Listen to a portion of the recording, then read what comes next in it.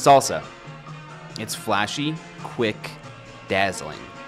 Dancers flip and spin and twirl and thrill spectators. The music is all-encompassing and inclusive, utilizing congas, pianos, flutes, trombones, bongos. It's a dance and musical movement that is comprised of a diverse group of people, and one that has exploded and spread and serves to define a cultural experience for people all across the world.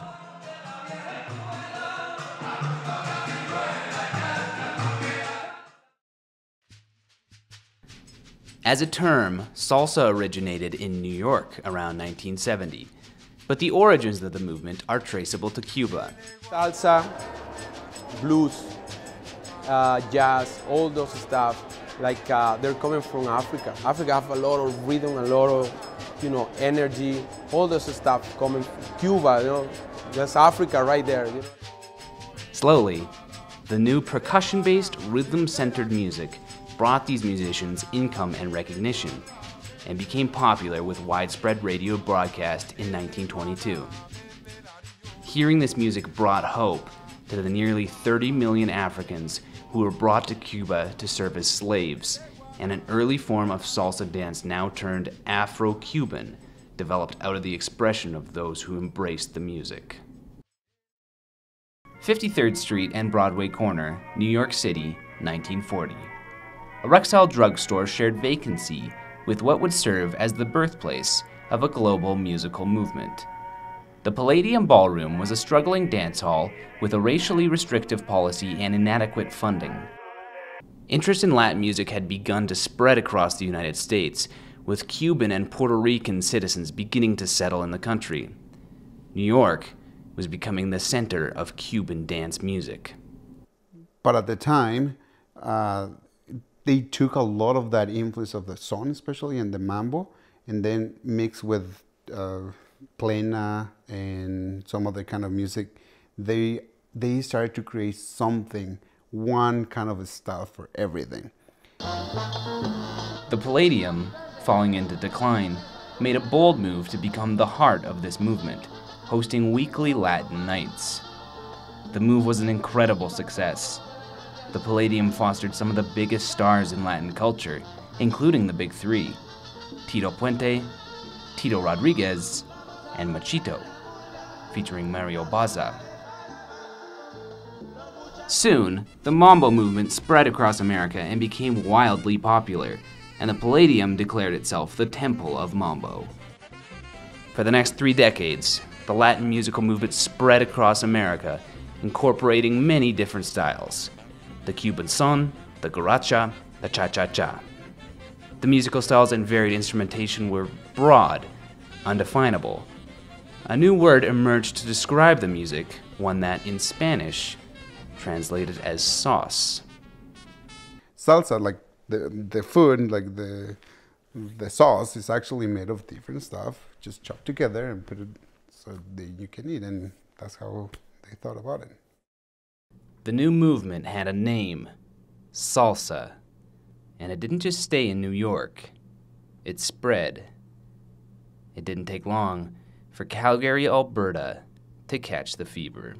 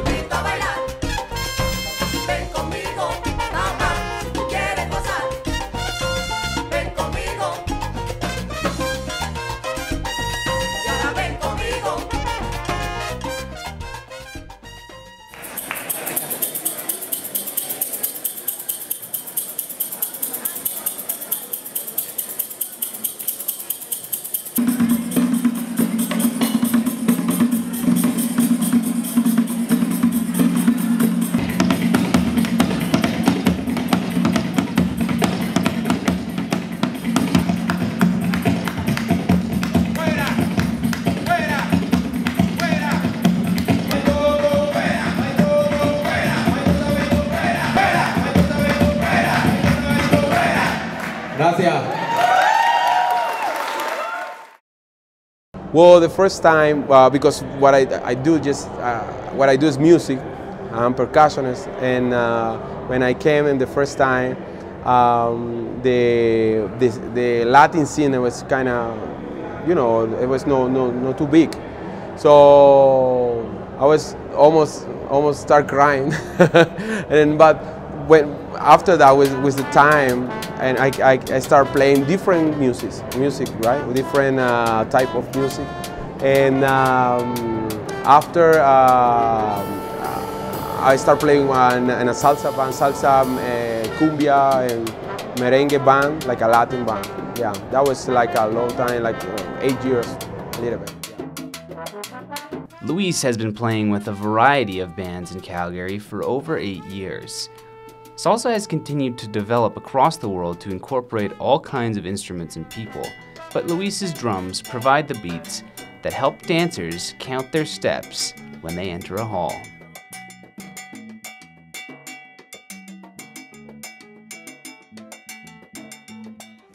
Tulu, Max Posadas, and Maria Perez. 3 people who are deeply involved in the salsa community in Calgary. Though their stories and their backgrounds could not be more different, they all have something in common. Each of them is defined in their own way by salsa, this dance and musical experience that serves to bring people together, a universal language.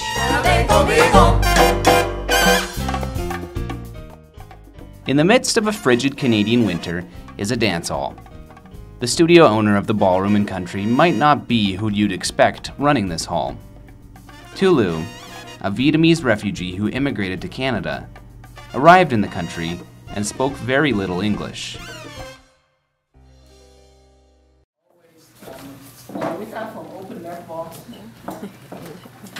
Tulu could not find work, and connecting with people was even more difficult.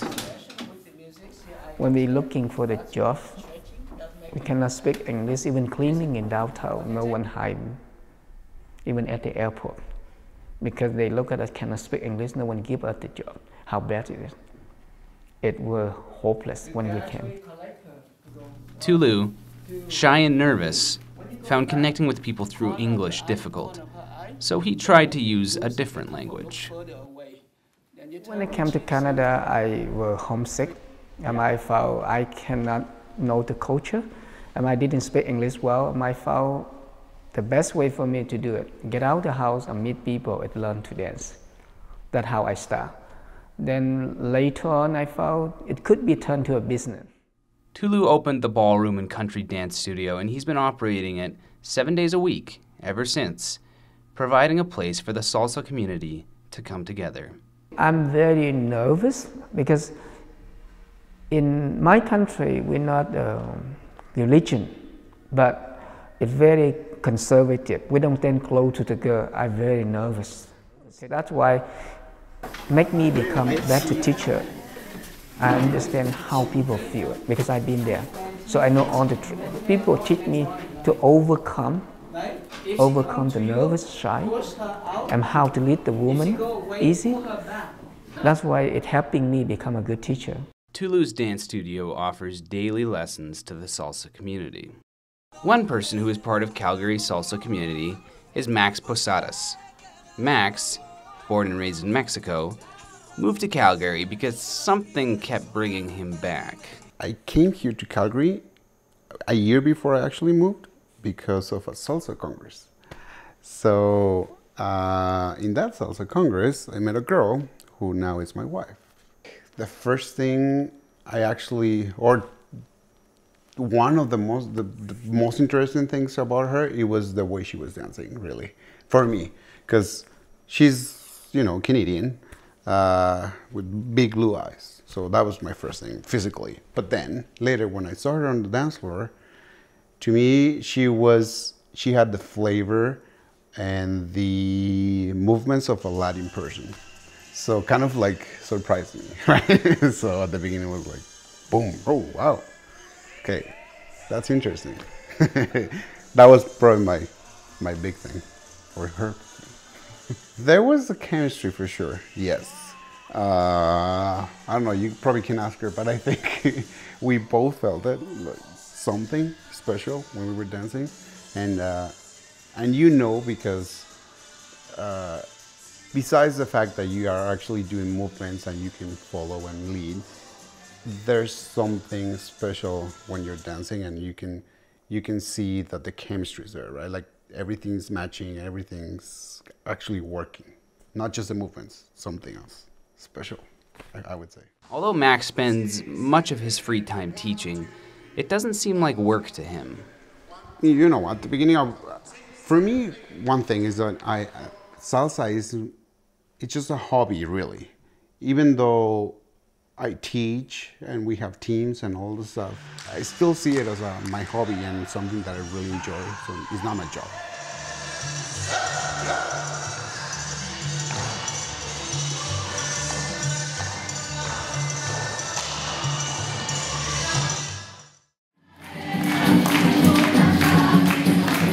Max is a big part of a Latin culture that is thriving in Calgary. Coming to Canada meant that these people could seek a better life while still maintaining their heritage. The food, the singing, the personality, it all defines them. But Maria Perez, born to a Cuban dad and a Peruvian mom, never quite connected with that culture.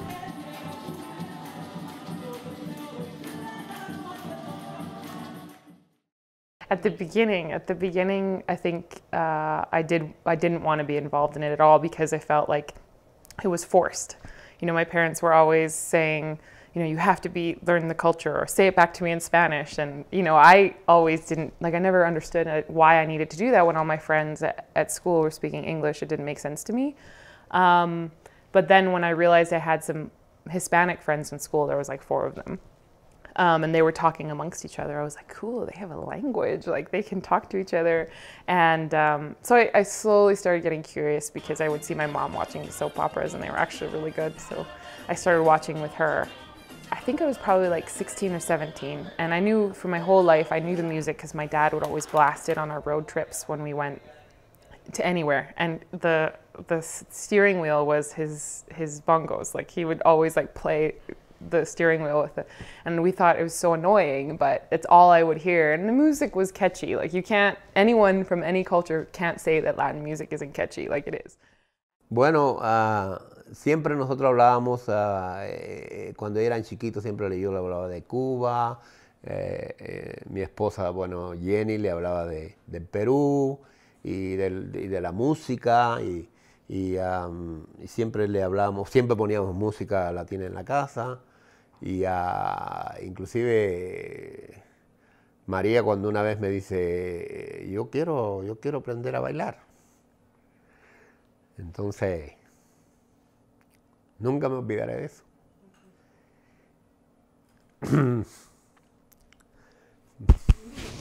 me emociono un poquito.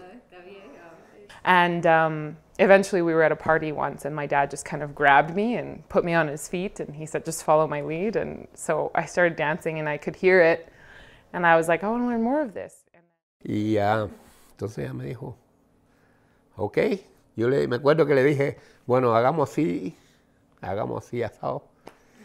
Y entonces ella, enseguida yo vi que ella tenía el rhythm, como dicen. Oh, tiene el rhythm.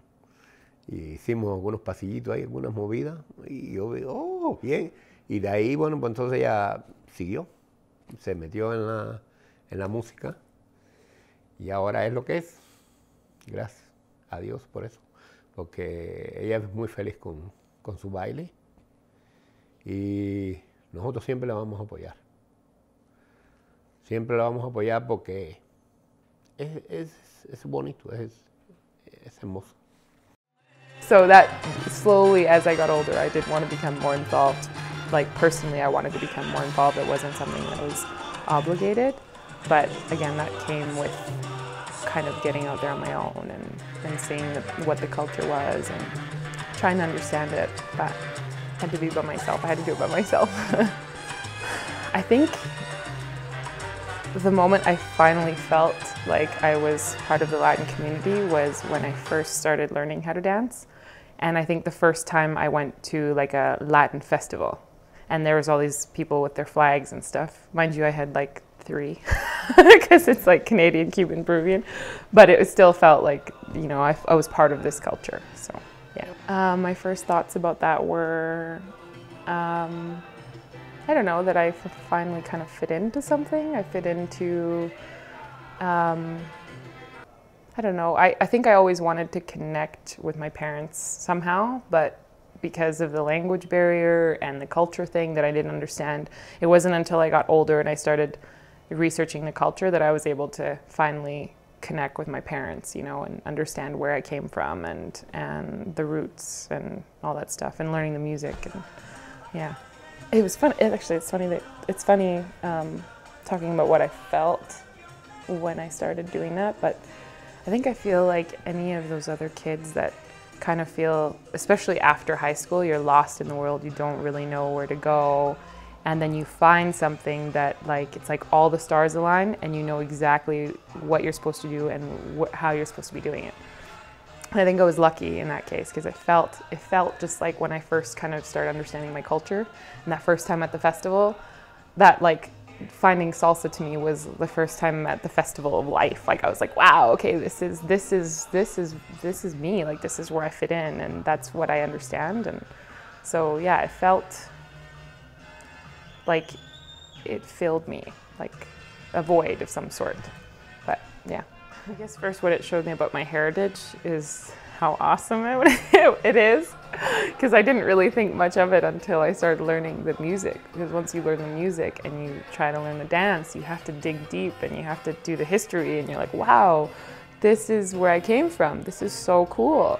And then you start to see where it is all over the world. And yeah, as part of knowing that that's part of your heritage, like that's like, you know, when Clark Kent discovered he was like Superman. Like I think it's pretty awesome. Like it's everywhere. And yeah, what it means to me, salsa to me is like my bread and butter. Like that's everything. Like I think that you couldn't really describe me without throwing that in there. Like it has to be it's part of my life. Like it's all I really have.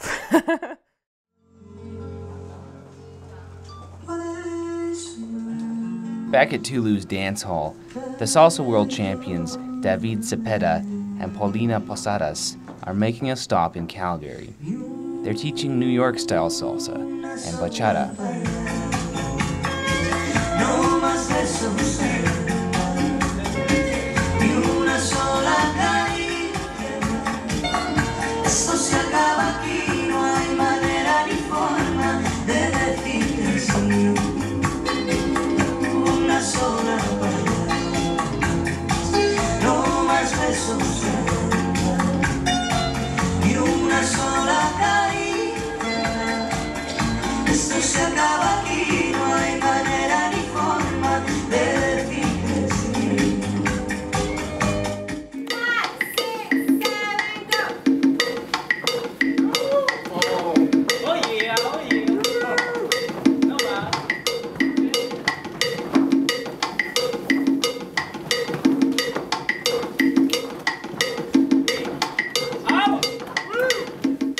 Attractive about salsa is the connection with the partner. All the, you know, the ballroom, would say ballroom, I don't know exactly what we say, the bailes de salon that are with couple. I love just the connection that it's the guy is leading you, the girl has to follow, and it's not one person. You have to be connected with somebody else, and that makes it so important for me. So I guess it's about the Latin style. For me, it's what you can mix, like what you can put into salsa. It's not just like specific dancing. It gives you the freedom to add like any kind of style. Like if you want to add, like for example, a little bit of hip hop moves, you have the freedom to do it. So that makes it attractive for me, because you know, my background is different dances. So it was not just like learning one way and do it that way. It was like I can do my own thing too into salsa, so it makes it good for me. Yeah. You know, it's a lot of satisfaction for us to be champions now, but like she said, it took us like a lot of hard work, you know, like a lot of things. The training, it was just, you know, like salsa, you also, when you go into the competition level, you gotta train in different styles, you know, like you gotta do gymnastics, you gotta train as much as you can to be able to have everything, and it just stay in one, you know, one thing. And well, I mean, like to be champion, it's great, you know, because it's your price of all the work that you did. So it's very challenging, and you just want to keep going. It's not only one time, you just want to keep in the same title. So it's a lot of work, and it's a very gratifying for me. Yeah.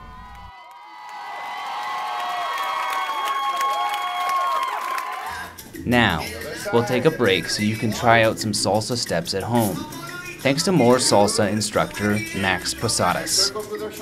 We'll start with a warm-up. 2, 3, 4, 5, 6, 7, big to the side. 1, 2, 3, 4, 3, 5. Now, we'll get into the steps. 6, 7, 2, 3. Basic again. 2, 3, 6, 7, 2, 3. Take your time and follow Max's count. Try to match your body with your 1, 2, steps. 3, 6, 7, 2, 3. Right turn. 5, 6, 7. Salsa, like the sauce, is made up of lots of different parts. Tonight, at the Ballroom and Country Dance Hall, salsa has brought together a lot of different people. The salsa is very much a mixture of things, and they take different dance genres and they mix it up, and so it makes sense that so many different cultures from varying backgrounds would come together with something like salsa and to enjoy something so diverse. So I think salsa innately is diversity, and so I think it's reflected from, you know, you see everyone from different backgrounds if you go to a salsa club. Like, I'm coming from Russia, so we were not really familiar with any Latin culture or any Latin dances. So yeah, I just walked in and I heard the music and I was like, it's totally cool. Salsa brings happiness.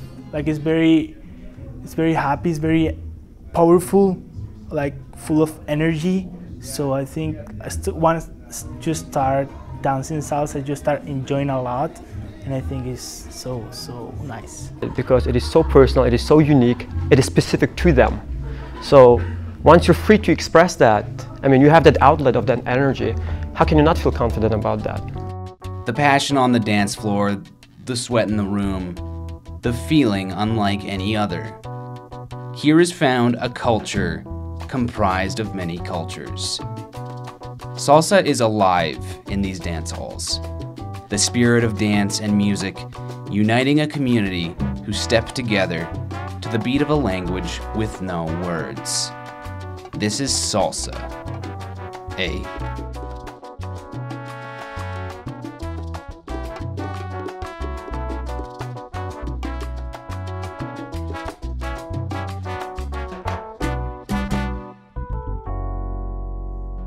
La gente